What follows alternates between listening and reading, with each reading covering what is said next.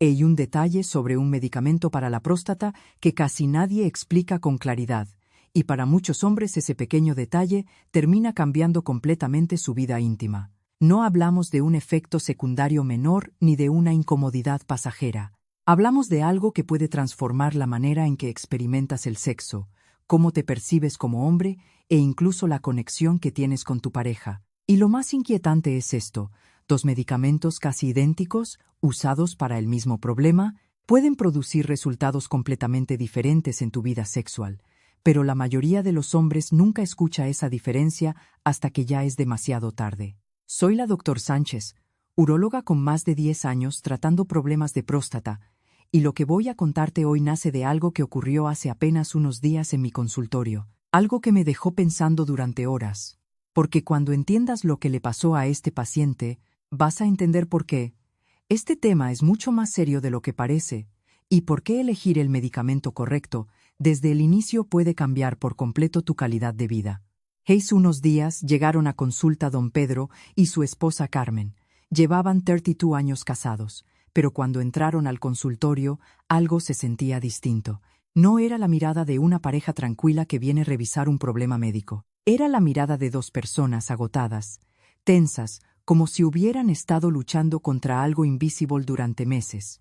Don Pedro se sentó frente a mí, respiró profundo y comenzó a hablar. Doctora, hace 10 meses mi médico me recetó tamsulosina para mi próstata. Me dijo que era el medicamento más usado, el más común, el que mejor funcionaba. Hasta ese momento todo parecía una historia normal. Miles de hombres toman tamsulosina todos los días para mejorar sus síntomas urinarios. Pero entonces don Pedro continuó, y su voz empezó a quebrarse. Al principio funcionó perfecto, orinaba mejor, dormía toda la noche. Pensé que había encontrado la solución, pero después empezó a pasar algo raro. Aquí es donde la historia toma un giro que muchos hombres no ven venir. Primero notó que su eyaculación era menos abundante, no le dio demasiada importancia. Pensó que tal vez era estrés, cansancio, la edad. Pero con el paso de las semanas la cantidad siguió disminuyendo, y entonces ocurrió algo que jamás había experimentado en su vida. Llegaba al orgasmo, pero no salía absolutamente nada. Silencio total. Don Pedro me miró con una mezcla de frustración y vergüenza que he visto muchas veces en mi consultorio. Doctora, siento el orgasmo, todo se siente igual, pero no sale nada. Llevo 5 meses así. Antes de que pudiera responder, Carmen intervino, y lo que dijo reveló algo que muchos médicos no toman en cuenta cuando recetan estos medicamentos. Doctora, nuestra intimidad está destruida.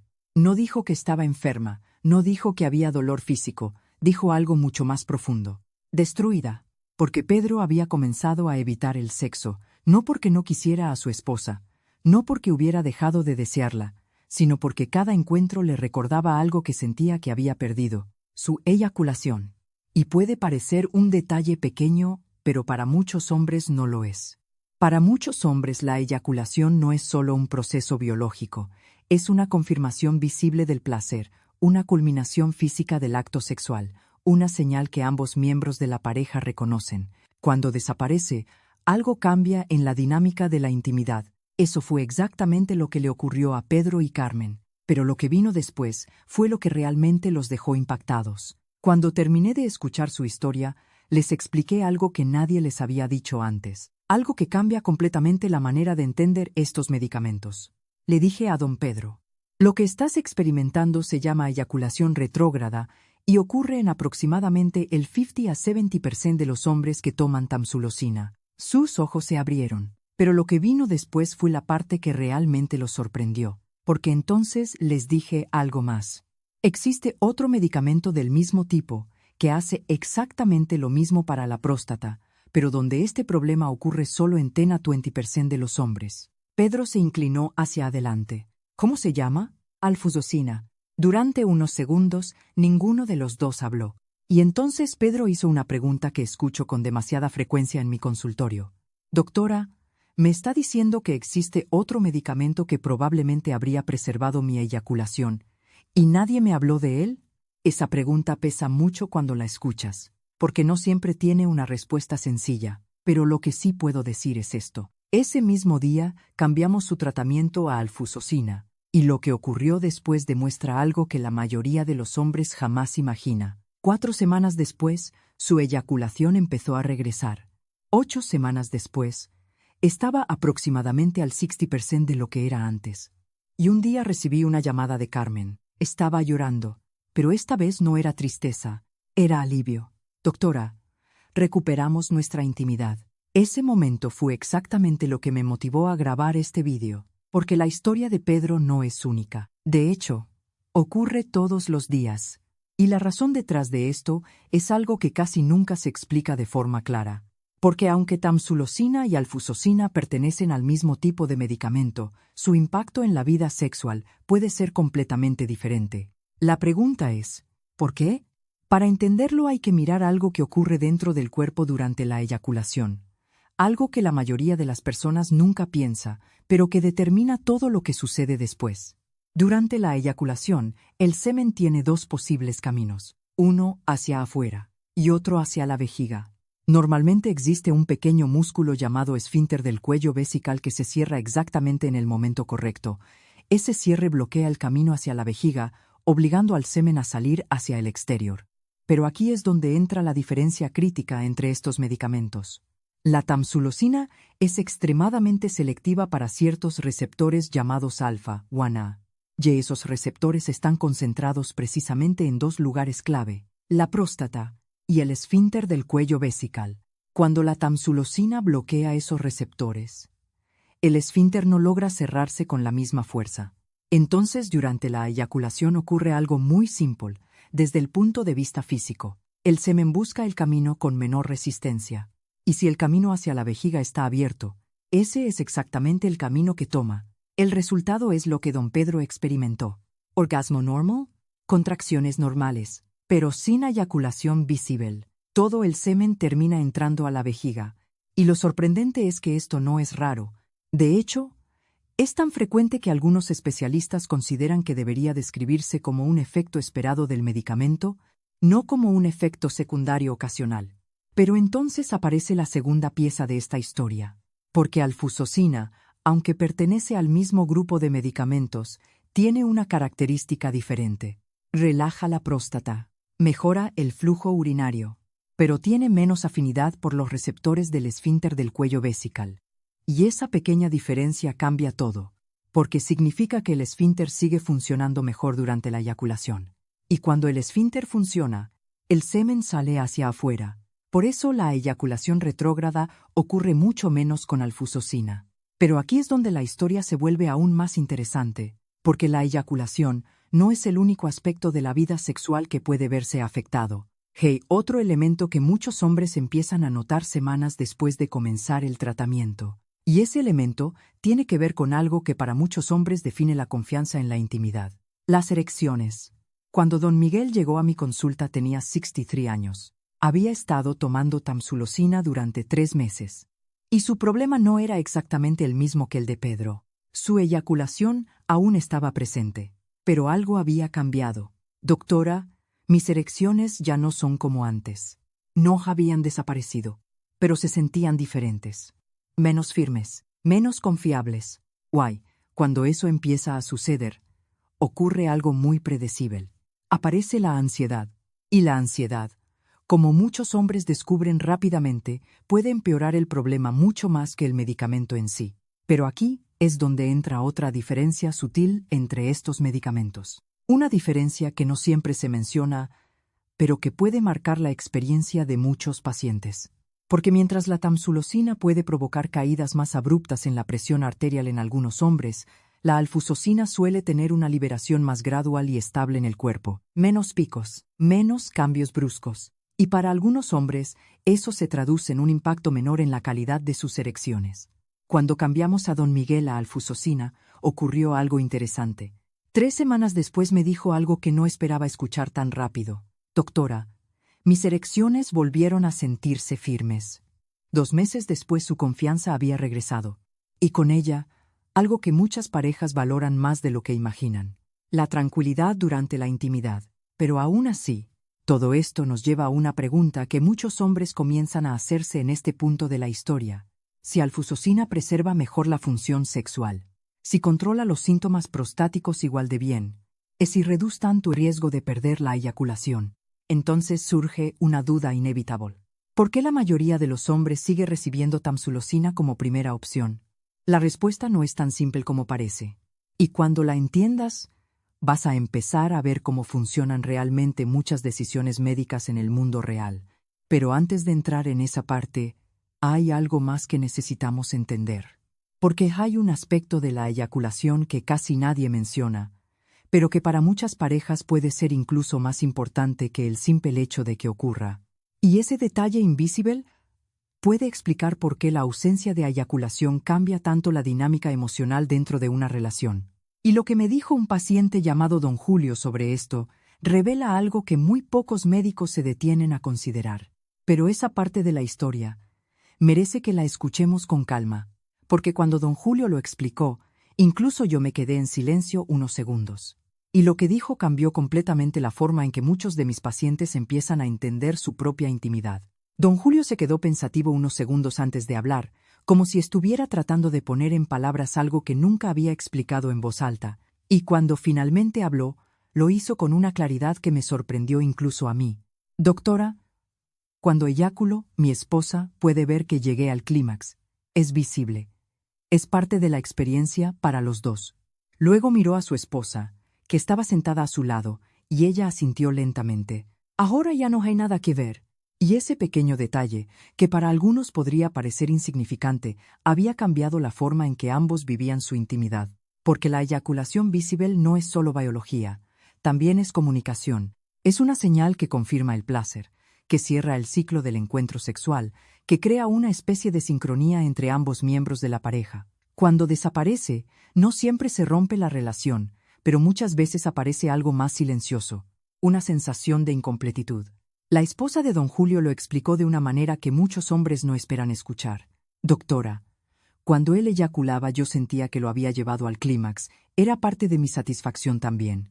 Ahora todo termina, pero se siente diferente. No peor necesariamente, pero diferente.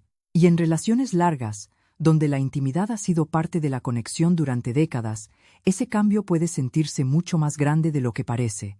Eso fue exactamente lo que ocurrió con otra pareja que llegó a mi consultorio, don Armando y su esposa. Él llevaba más de un año tomando tamsulosina. Sus síntomas urinarios estaban controlados. Desde el punto de vista médico, todo parecía estar funcionando bien. Pero su vida sexual había cambiado, no de forma dramática, no con una discusión o una crisis visible, sino con algo mucho más sutil. Las relaciones sexuales comenzaron a ser menos frecuentes. La emoción había disminuido. Y cuando exploramos lo que estaba pasando, apareció el mismo patrón.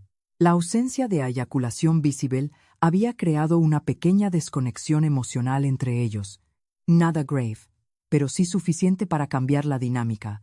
Cuando cambiamos su tratamiento a alfusosina, ocurrió algo que ellos mismos no esperaban. 6 semanas después su eyaculación había regresado aproximadamente al 70%, y cuando su esposa volvió al consultorio dijo algo que se me quedó grabado. Doctora, recuperamos algo que no sabíamos cuánto extrañábamos. Ese momento revela algo importante que muchos hombres nunca consideran cuando comienzan tratamiento para la próstata. La medicina no solo trata órganos, también afecta relaciones.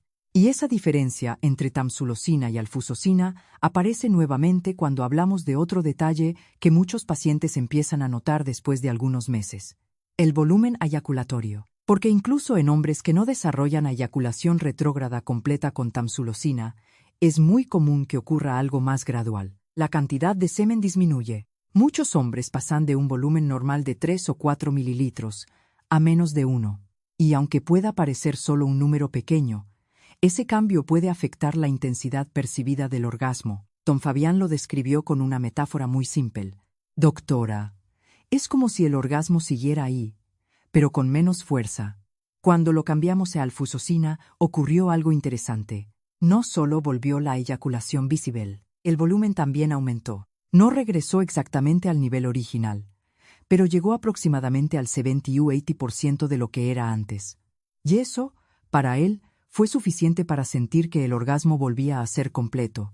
Pero aquí aparece otro detalle curioso que muchos hombres no esperan. Porque la eyaculación retrógrada causada por tamsulosina no siempre aparece inmediatamente. De hecho, en muchos casos ocurre de forma gradual. Don Gustavo, por ejemplo, tuvo eyaculación completamente normal durante las primeras 6 semanas. Luego, en el segundo mes, comenzó a notar que disminuía. Y para el tercer mes, había desaparecido por completo. Cuando vino a consultarme, hizo una pregunta muy lógica. Doctora, si el medicamento causa esto, ¿por qué no pasó desde el primer día? La respuesta tiene que ver con cómo funcionan los receptores del cuerpo. El bloqueo puede intensificarse progresivamente con el tiempo. Algunos hombres lo experimentan en pocos días. Otros tardan semanas o incluso meses. Pero una vez que la eyaculación desaparece, raramente vuelve mientras el medicamento continúa. Y aquí es donde los números de los estudios clínicos comienzan a contar una historia bastante clara. En un estudio que siguió a 400 hombres durante un año, los resultados fueron sorprendentes. Con tamsulosina, la eyaculación retrógrada completa ocurrió en 64% de los pacientes. Con alfusosina, solo en 12%, pero la diferencia se vuelve aún más marcada cuando se incluye la eyaculación parcial o el volumen significativamente reducido, sumando ambos efectos. Aproximadamente 82% de los hombres con tamsulosina experimentaron algún cambio en su eyaculación, mientras que con alfusosina esa cifra fue cercana al 20%, 4 veces menos frecuente. Y cuando los investigadores analizaron la satisfacción sexual general, los números contaron otra historia. El 76% de los hombres que tomaban alfusosina reportaron estar satisfechos con su vida sexual. En el grupo de tamsulosina, solo el 52%.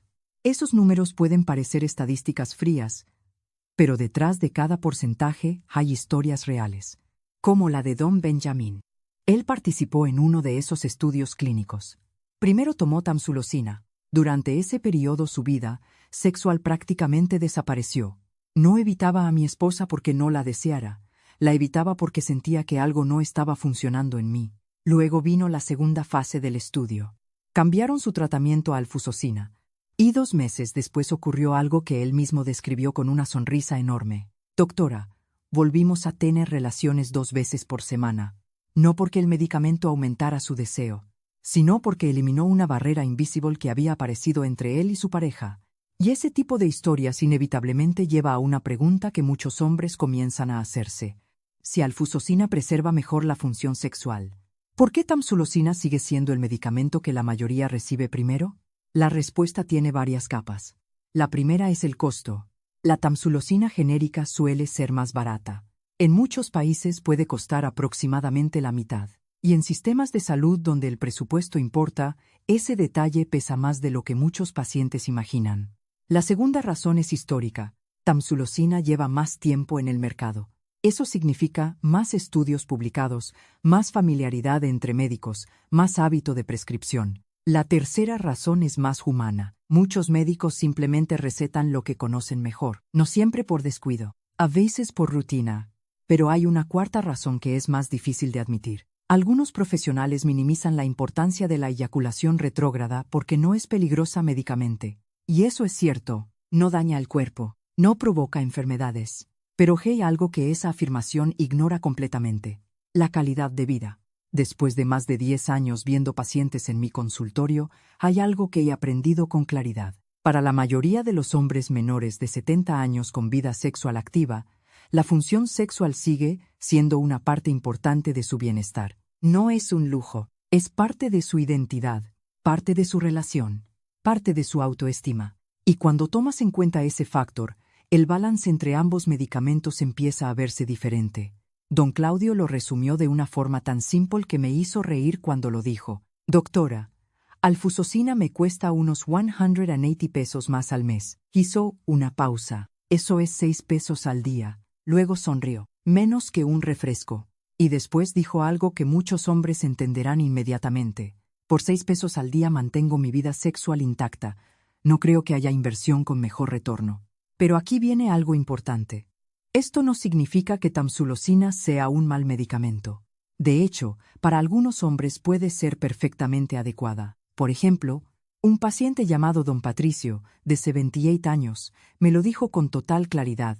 Doctora, A mi edad la eyaculación no es mi prioridad. Solo quiero orinar bien y gastar lo menos posible. En su caso, tamsulosina era una adhesión completamente razonable, porque estaba alineada con sus prioridades. El problema no aparece cuando la elección es informada. El problema aparece cuando un hombre de 55 años, con vida sexual activa, comienza tratamiento sin saber que existen alternativas y descubre las consecuencias meses después. Por eso siempre digo algo a mis pacientes. No se trata de elegir el medicamento perfecto. Se trata de elegir el medicamento correcto para tu vida.